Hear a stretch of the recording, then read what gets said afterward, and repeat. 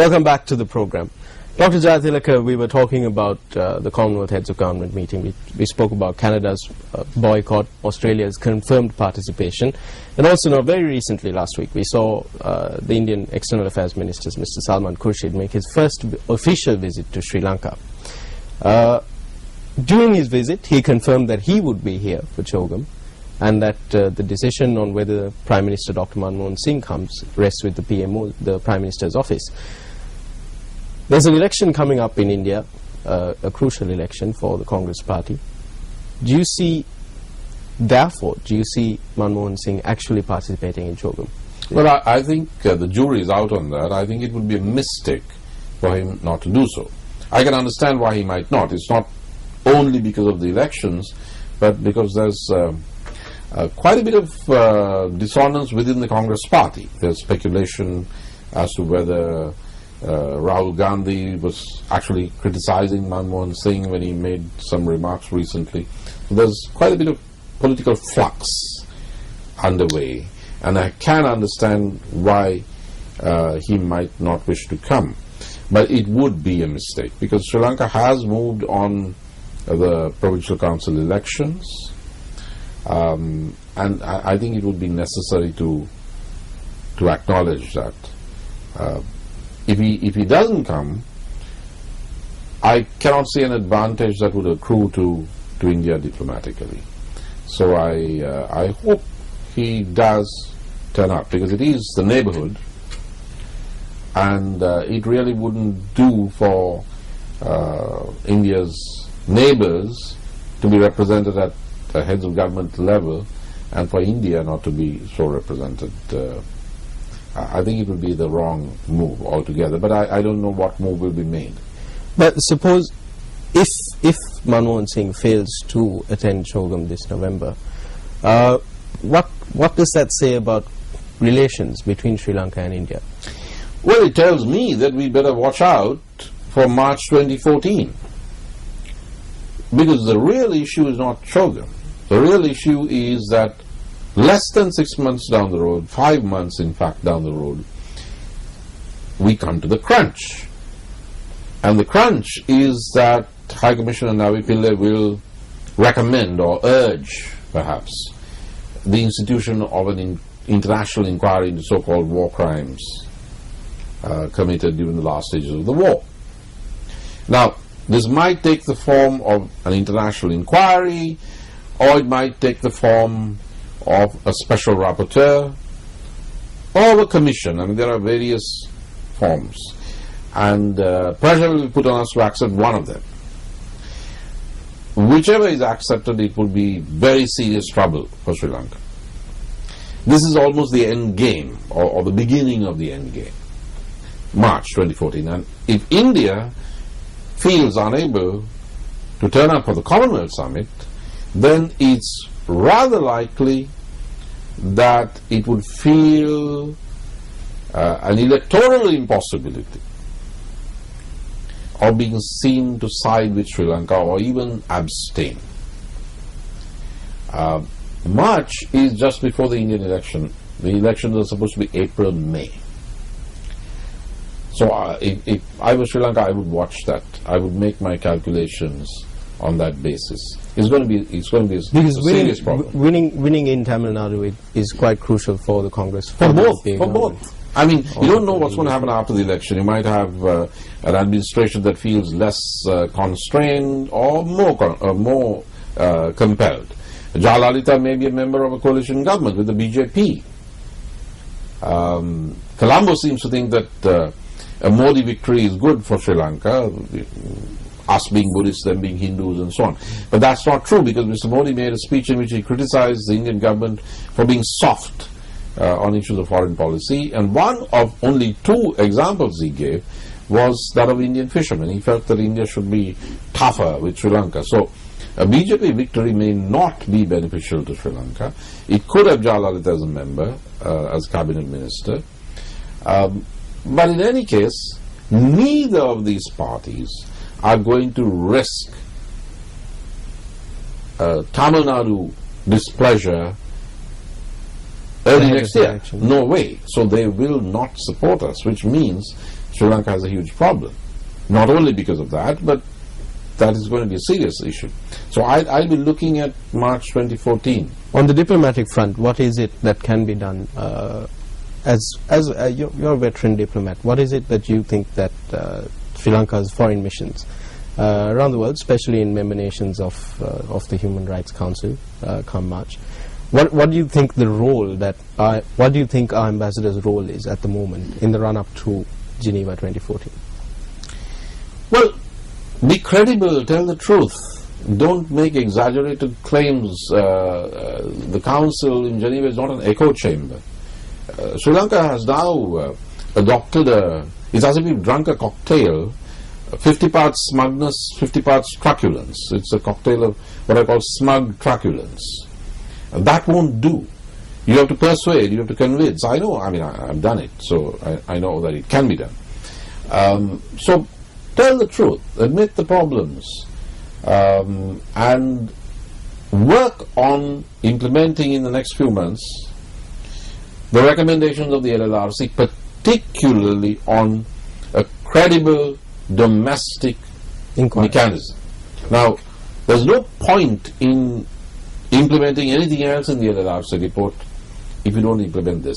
If you can show that there is a credible domestic process, then you can ward off an international inquiry.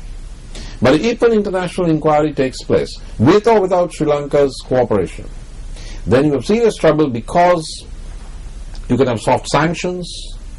That report will be taken up by national legislatures, and there will be certain measures that are put in place as a result.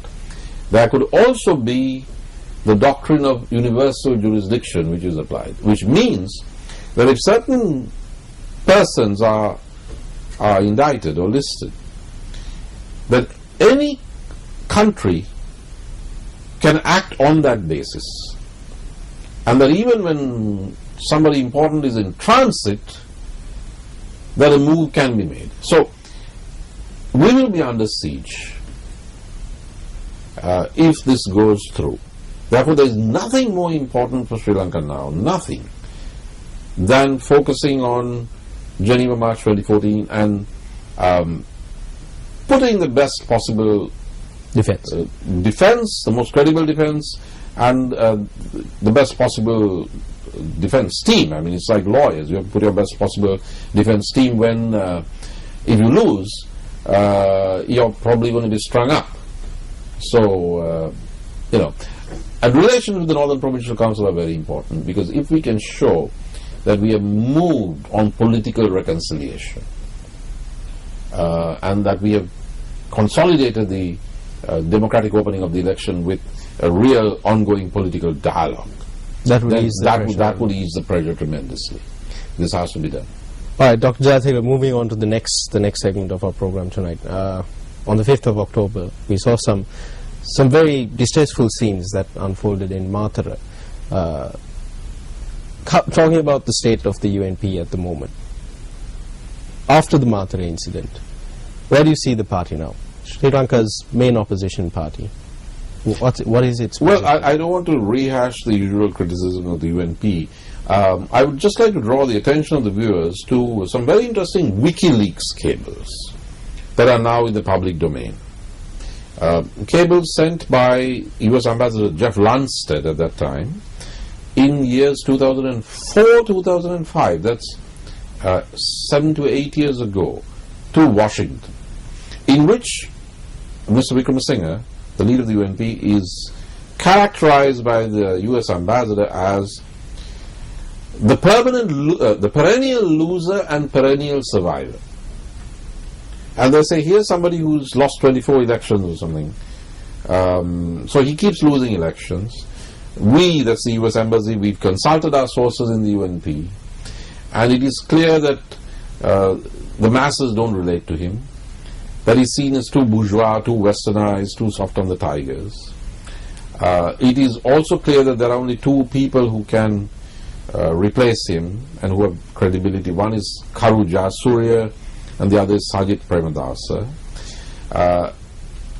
But neither of them seem to have the the political determination that Mr. Wickremesinghe has to stay on. So the US Embassy, the ambassador says Mr. Wickremesinghe belongs to a family, a clan that is influential in the UNP. That's probably one of the reasons that he's managing to hold on.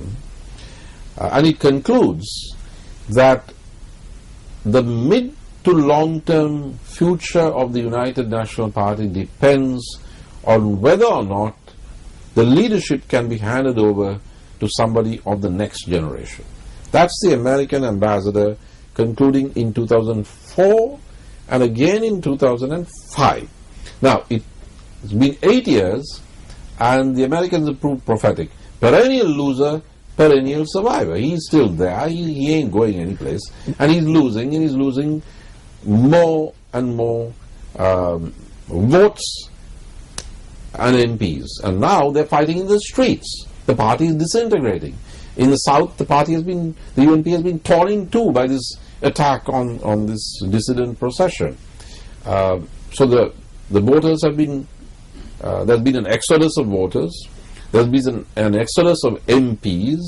65 MPs have crossed over. There's been a virtual purge of organizers. Jayatilleka, Maitri Gunaratne. These are UNP guys who have been subject to disciplinary inquiries, and one wonders whether Mr. Samaravira will face a disciplinary inquiry for his on-camera actions a few weeks ago. I rather doubt it. And now there's gang war.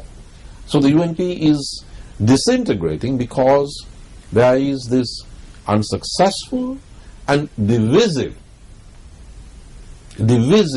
personality as the leader of the party. What do you think of this, the council that has been proposed by the working committee of the UNP, the Supreme Council or Leadership Council, as somewhat a solution to the crisis within the party? Well, when the problem is Mr. Wickremesinghe's leadership, I don't see how he can be part of the solution. According to the credible... But he won't be part of this council. Oh, he will. According to the Sunday Times, this last weekend, a page 1 news report explains what the thinking is. Evidently, Mr. Wickremesinghe is to propose the setting up of a committee, another committee, not the council, a committee, and the names are mentioned, possible members of this committee, which will deliberate on the role of the council. No. You have to follow this very carefully. It's not that simple. They will set up a committee which will deliberate on which of the powers currently vested in Mr. Wickremesinghe by the working committee will be transferred to the new council,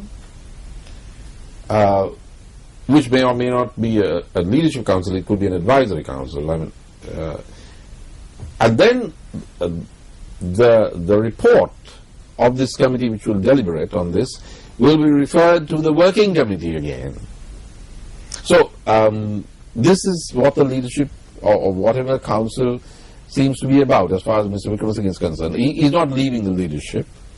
Some feathers are going to be plucked and handed over to this council. That seems to be pretty much it, which means that they will go in for the civil war in the UNP will continue. They will go in for the provincial council elections next year and move from 25% average to 20+.